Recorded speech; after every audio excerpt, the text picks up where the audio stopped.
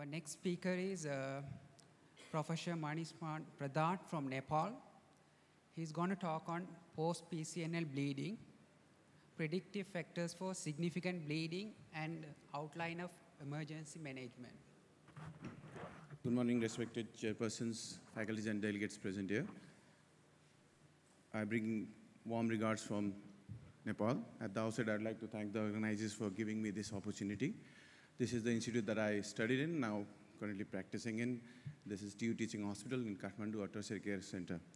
And I'm here to talk about post-PCNL bleed, talk about the predictive factors for significant bleed, and then outline of emergency management.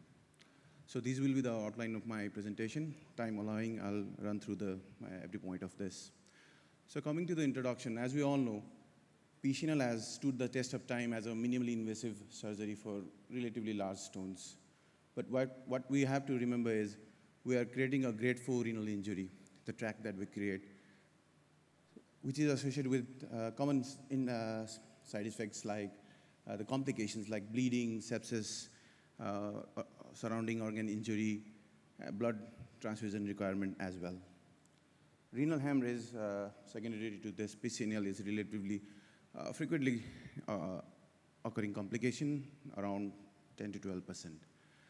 There are some challenges to estimate blood loss during PCNL, like the external hemorrhage is spoiled by irrigation, and internal hemorrhage is concealed in the retroperitoneum.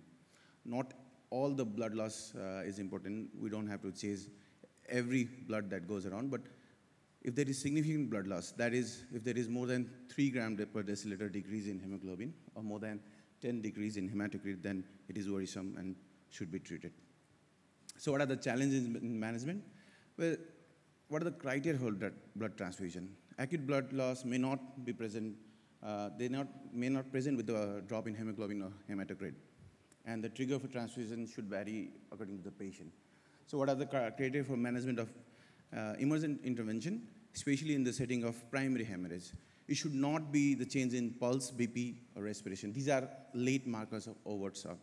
Rather, it should be oliguria, anuria, or metabolic acidosis, because these are the marker of covert shock. So can we predict a PCNL-related bleeding so that we can work on these, like techniques to minimize bleeding, detect the significant bleeding earlier, start prompt resuscitation, we could do timely transfusion, and advocate for emergent intervention like angiography, embolization, and exploration. So we did a study to identify the incidence of significant bleed and the factors associated with it.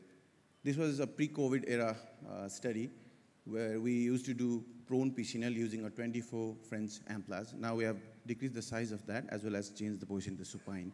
However, at that time, after doing 100 surgeries, what we found was there was significant bleeding around 10% of the cases, requiring blood transfusion in 2% and angioembolization as well. Mostly punctured calyx was lower pole, followed by middle and multiple poles. And when we analyzed our result, what we found was that age, sex, past history, preoperative creatinine, comorbidities, BMI, duration of operation, stone size, and complexity did not matter. The only thing that we found mattered was multiple number of punctures was associated with more significant bleeding.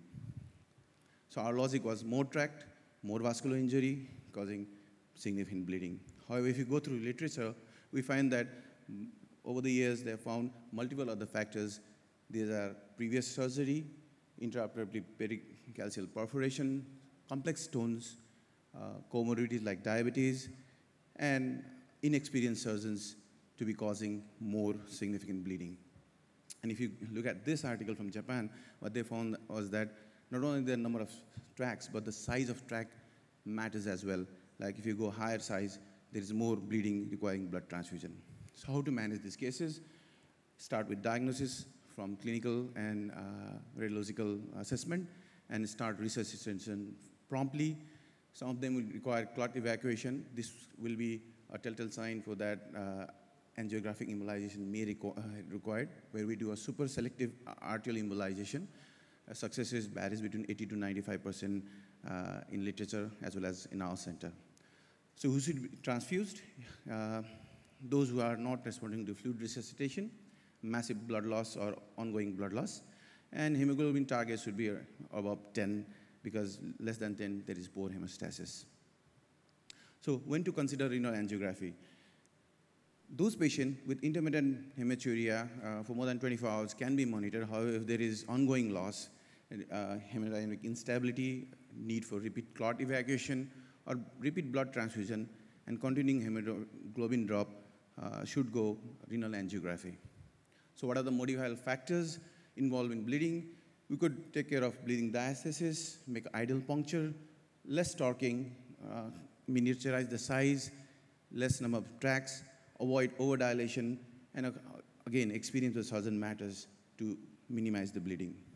So I'll leave you with this slide where we have proposed the emergency management and published this article from our institute last year in Asian Journal of Urology, where we can divide the patient into hemodynamically stable and non-stable for the urgent or conservative management. Thank you, and I would like to welcome you all for our upcoming Nepal Association of Urological Surgeons meeting this March.